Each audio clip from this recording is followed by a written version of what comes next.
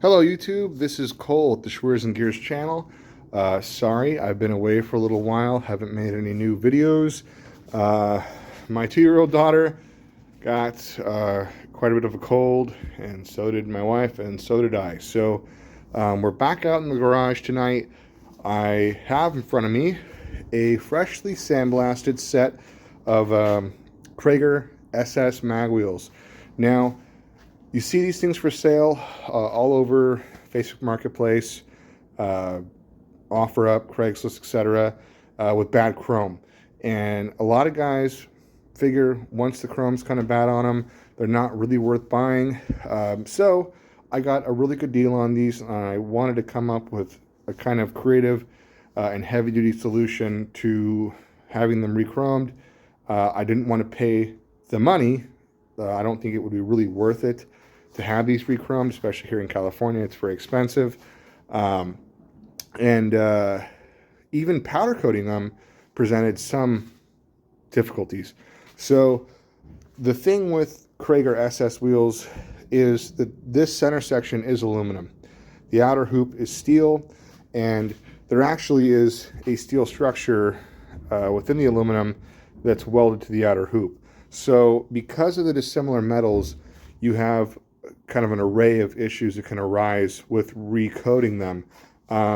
Even the powder coaters didn't really want to deal with these things, at least the local powder coaters that I spoke to, without having the chrome stripped off. And that's in the electrolysis type electrolytic solution that a chrome shop would have. So that process alone made it, at least for me, not worth it to have them even powder coated. So what I did was, a friend of mine was able to sandblast them for me, and basically what he did was he just barely broke through the upper layers of chrome. You're seeing some of the copper undercoat, so I assume this is a traditional triple coat chrome. I could be totally wrong, but yeah, we're seeing residuals of chrome.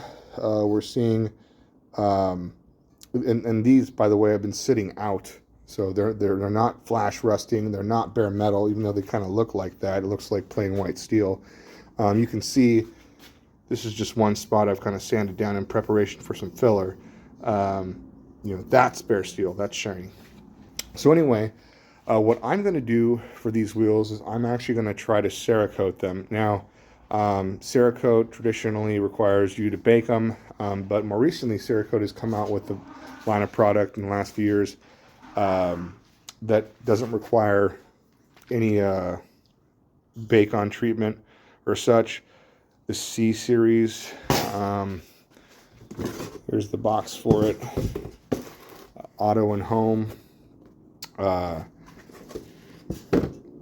hoping that after doing a little bit of touch-up work on the wheels, a little bit of body work basically, that I can cerakote these, have a nice durable finish that'll last a long time, and I don't have to worry about falling off.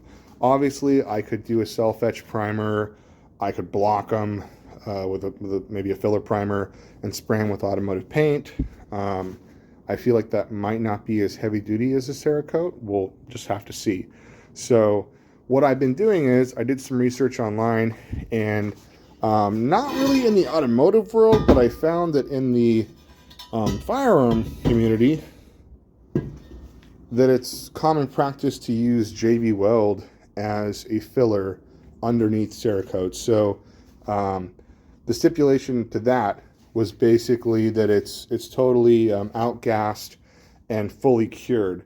So my solution to that was, you can see I've just barely started here. I've taken my die grinder, my air setup, and I'm starting to clean up some of the JB Weld that I applied.